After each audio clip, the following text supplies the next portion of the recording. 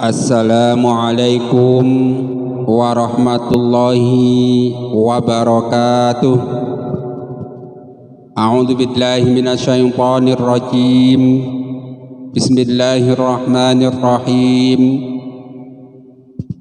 Alhamdulillahi rabbil alamin. Allahumma salli wa sallim ala sayyidina Muhammad wa ala ali sayyidina Muhammad. Qala Rasulullah sallallahu alaihi wasallam, naddarallahu mar'an sami'a minna haditsan fahafidhahu hatta yuballighahu ghairahu. Semoga Allah menjadikan wajah orang-orang yang mendengarkan hadis, menghafalnya, lalu menyampaikannya kepada orang lain. Allah jadikan wajahnya berseri-seri baik di dunia maupun di akhirat. Allahumma amin. Semoga Allah juga menjadikan orang-orang yang mau menonton video ini, melike-nya, lalu men-share-nya dan men-subscribe channel ini, Allah jadikan orang-orang yang cinta kepada hadis, cinta kepada Rasulullah, dan akhirnya nanti akan bersama Rasulullah sallallahu alaihi wasallam di surga. Allahumma amin. Langsung subscribe, jangan lupa. Yes, malam kita lanjutkan. Kaum muslimin rahimakumullah, mari kita sama-sama melanjutkan membaca hadis-hadis dari kitab Jami'us Shaghir. Sekarang kitab zikir dan doa, bab keutamaan zikir. Dalam hadis nomor 7947, Imam Suyuti menuliskan sebuah hadis yang berbunyi, ma'amila adamiyun amalan anjalahu min azabillah min zikrillah. Artinya, tidaklah anak Adam beramal suatu amal yang lebih bisa menyelamatkannya dari siksa Allah Subhanahu wa ta'ala selain zikir kepada Allah Subhanahu wa ta'ala. Hadis riwayat Imam Ahmad dari Mu'adz, status hadis ini sahih. Mari kita lihat sedikit cuplikan syarah dari kitab Fathul Qadir Imam Al-Munawi.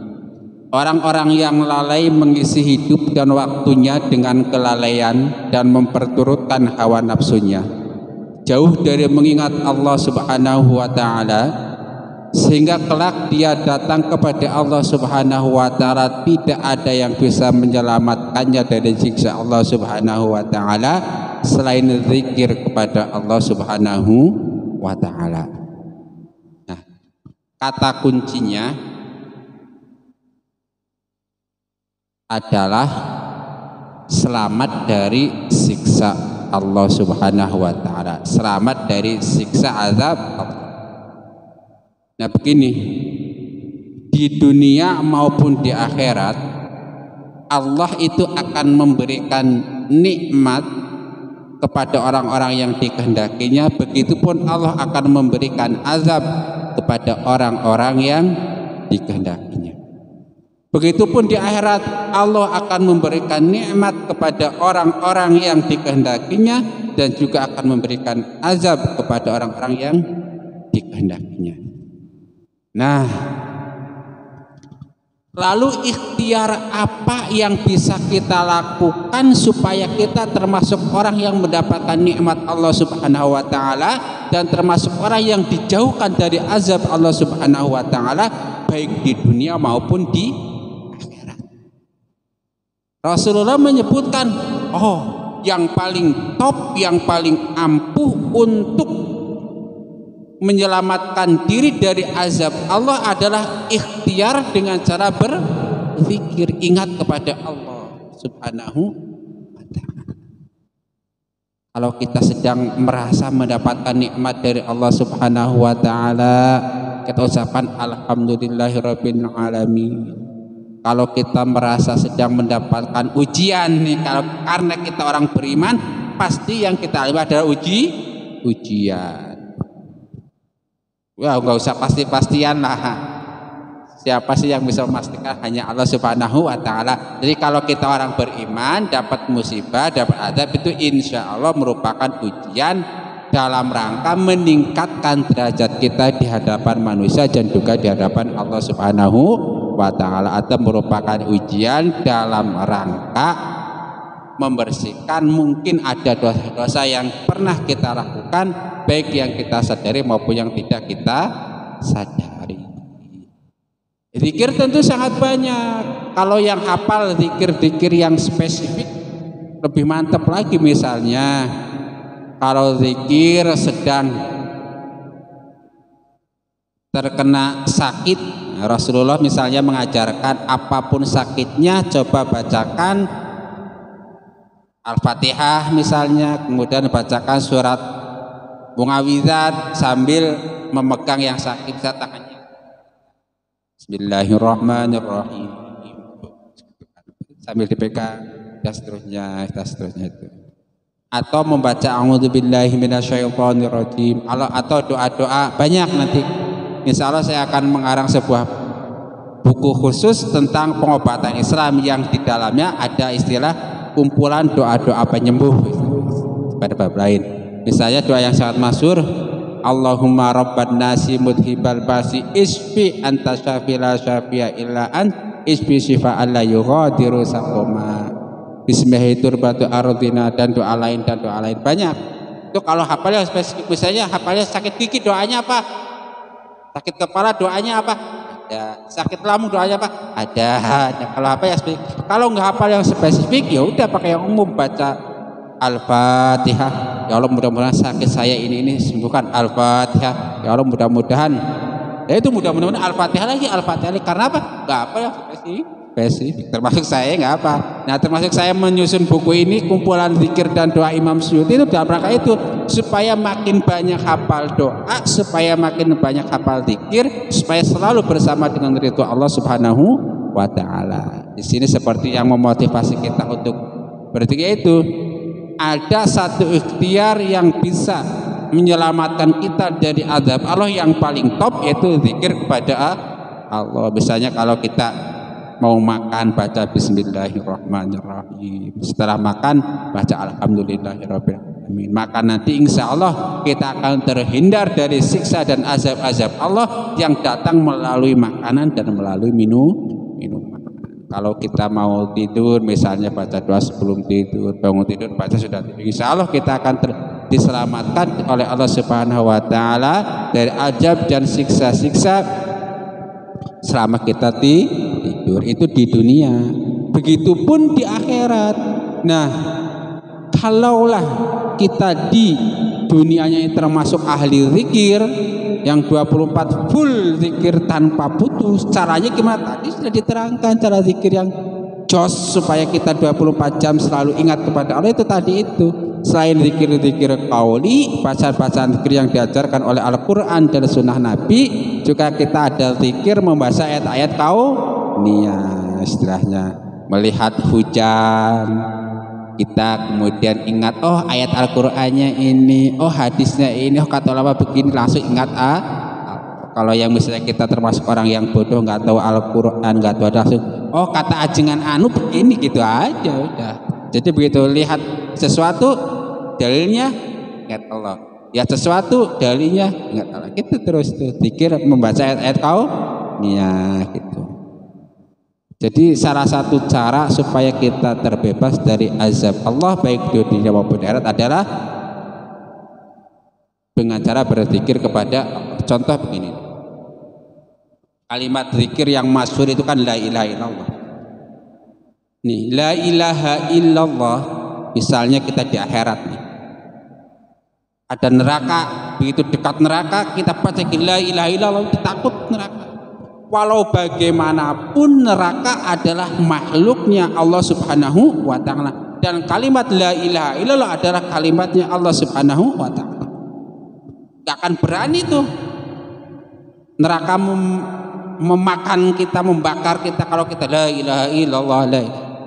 Cuman masalahnya kan karena kita lalai, yaitu kita lupa membaca zikir la ilaha illallah, sehingga neraka berani sama kita. Coba kalau kita ingat, nah, coba malaikat azab di kuburan, walau bagaimanapun malaikat azab, malaikat penjaga neraka dan malaikat yang menyerahkan itu adalah makhluk sedangkan kita membawa lafal Allah, mereka itu pasti udah ini jangan macam-macam nih sama orang yang membawa lafal Allah, gak berani mereka. Siapa orang-orang yang bisa melakukan seperti itu, bisa istiqomah zikir baik di dunia maupun di akhirat, yaitu kita semua. Allahumma amin. Yaitu kita yang selalu berusaha menjadi orang yang zakirin, zikir full 24 jam. Caranya gimana? Tentu banyak cara. Salah satu cara adalah menghafalkan sebanyak mungkin zikir-zikir dan doa-doa yang diajarkan oleh Rasulullah Shallallahu Alaihi, termasuk sholawat, Allahumma sholli ala Muhammad wa ala ali Muhammad. Atau yang lain, sallallahu ala Muhammad sallallahu alaihi wasallam, dan lain-lain dari kalimat-kalimat thayyibah, secara memperbanyak zikir. Nah, kalau kita banyak zikir, insya Allah otomatis di akhirat pun kita banyak zikir. Allahumma amin. Dah, kita lanjutkan di berikutnya, yaitu hadis nomor 8509. Imam Suyuti menuliskan sebuah hadis yang berbunyi, man aksara dzikrallahi faqad bari'a minan nifaqi.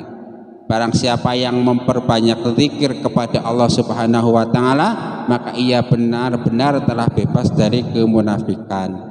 Hadis riwayat Imam Tabrani dari Abu Hurairah. Status hadis ini sahih.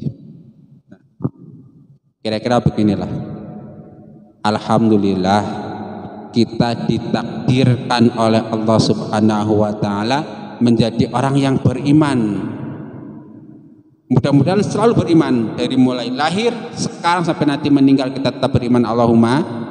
Dan alhamdulillah kita ditakdirkan oleh Allah Subhanahu wa taala menjadi orang Islam dari sejak lahir sekarang sampai mati, meninggal dalam keadaan iman dan Islam. Allahumma amin.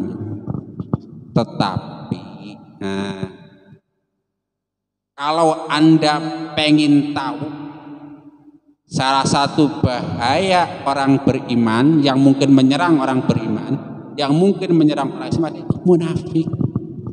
Orang iman itu apa? Orang yang mulutnya iman, perbuatannya iman, dan hatinya iman. Di lahir dan batin iman kepada Allah. Tetapi ada orang yang lahirnya iman kepada Allah, mengucapkan syahadat, mengucapkan kalimat-kalimat hebat, tapi hatinya ingkar, tidak iman. Siapa itu? Orang munafik. Kalau orang munafik hukumnya gimana? Ya sebetulnya dia nggak iman, karena iman yang diperhitungkan nanti ada iman yang dalam hati ini khususnya, plus yang mulut dalam perbuatan. Begitupun orang Islam. Setiap orang bisa mengaku Islam, setiap orang bisa mengaku iman, tapi hati-hati, ada satu penyakit yang bisa menyerang kita semua yang bernama munafik. Mulut kita mengaku Islam tapi hati kita tidak. Nah, lalu bagaimana caranya supaya penyakit yang namanya munafik tidak hinggap di dalam hati kita? Rasulullah mengajarkan kepada kita, perbanyak zikir. Kalau orang mulutnya banyak zikir, hatinya banyak niat pada Allah, insya Allah munafik tidak akan masuk dalam dirinya. Insya Allah munafik tidak akan masuk dalam diri kita. Allahumma amin. Zikir kepada Allah, sholat 5 waktu berjamaah. Nah, termasuk salah satu cara untuk mengetes kita apakah ini Islam sejati, hamba Allah sejati, atau Islam KW, itu Islam yang munafik. Nah, Rasulullah itu menjelaskan kepada kita bahwa sholat isya berjamaah dan sholat subuh berjamaah itu sangat berat bagi orang-orang munafik. Oleh karena itu kita tes diri kita. Ini kalau mau isya, jamaah isya dan jamaah subuh, kita malas enggak? Kalau malas, hati-hati, jangan-jangan Islam kita Islam tapi jangan-jangan, tapi tentu hakikatnya yang tahu hanya Allah Subhanahu wa taala. Satu, untuk mengetes diri kita itu munafik atau tidak. Sholat Isya dan subuh berjamaah. Kalau ternyata sholat subuh dan isya kita berjamaahnya semangat karena Allah, insya Allah kita bebas dari munafik. Deteksi dini lah istilahnya. Yang kedua, untuk mengetes diri kita ini munafik atau tidak, pakai air jam-jam. Kalau kita ada air jam-jam suka meminumnya, apalagi kalau gratis oleh-oleh haji dan umroh, insya Allah kita itu juga bebas dari yang namanya penyakit munafik. Itu indikasi ciri-ciri begitu kan. Karena apa? Dalam suatu dalil dikatakan bahwa orang munafik itu enggak suka banyak minum air jam-jam. Yang suka banyak minum air jam adalah orang beriman dan orang Islam. Terus yang ketiga ini zikir. Nah, kita cek diri kita ini suka zikir apa enggak. Ini zikir yang jelas-jelas saja deh. Dalam sehari semalam kita membaca subhanallah berapa kali? Nah kalau 0 berarti hati-hati, jangan-jangan kita Islamnya Isa masih HP. Itu kan? Ini Rasulullah yang bilang, man aksara dzikrali faqad bari'a minan nifaq. Barang siapa yang memperbanyak zikir kepada Allah, maka itu salah satu tanda dia bebas dari munafik. Jelas ya, zikir kepada, tentu zikir bermakna luas, enggak hanya subhanallah, enggak, itu termasuk sholat 5 waktu, zikir termasuk kita melakukan sesuatu sesuai dengan hukum-hukum Allah, itu juga masuk di zikir. Nah, dari ketiga hadis ini kita tahu bahwa untuk menjadi hamba Allah sejati, untuk menjadi muslim sejati, salah satu cara yang bisa ditempuh ada dengan cara zikir. Perbanyak zikir. Tentu kalimat zikir sangat banyak. Mulai dari la ilaha illallah, mulai dari subhanallah, walhamdulillah, wa la ilaha illallah, wal akbar.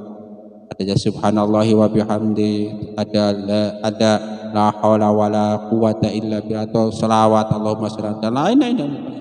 Semuanya bagus. Tetapi coba dari sekian banyak zikir yang kita tahu, dari sekian banyak kalimat thayyibah yang kita tahu, pilih salah satu untuk kita fokus. Udah pokoknya saya mau fokus zikir di subhanallah wa bihamdi pagi dan sore sebanyak mungkin, udah nggak apa-apa. Yang lainnya nanti juga tambahkan.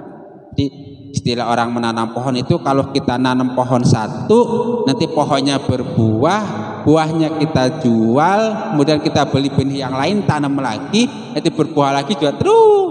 Sehingga yang asalnya kita punya satu pohon jadi punya 2 pohon, jadi punya 3 pohon, jadi punya sekebun, 2 kebun, wah banyak. Itu dengan berzikir, mulai dari satu zikir, misalnya jadi subhanallah wa bihamdi, tambah lagi 2, tambah lagi 3, tambah lagi, sehingga nanti kita menjadi banyak zikir selama 24 jam full hati kita bersama Allah Subhanahu wa taala. Allahumma amin ya Allah. Mudah-mudahan kita termasuk orang-orang yang banyak berzikir dan bebas dari bahaya munafik. Allahumma amin. Mudah-mudahan bermanfaat. Rabbana taqabbal minna innaka antas samiul alim wa tub alaina innaka antat tawwabur rahim. Subhanakallahumma wa bihamdika asyhadu an la ilaha illa anta astaghfiruka wa atubu ilaik. Wassalamualaikum warahmatullahi wabarakatuh.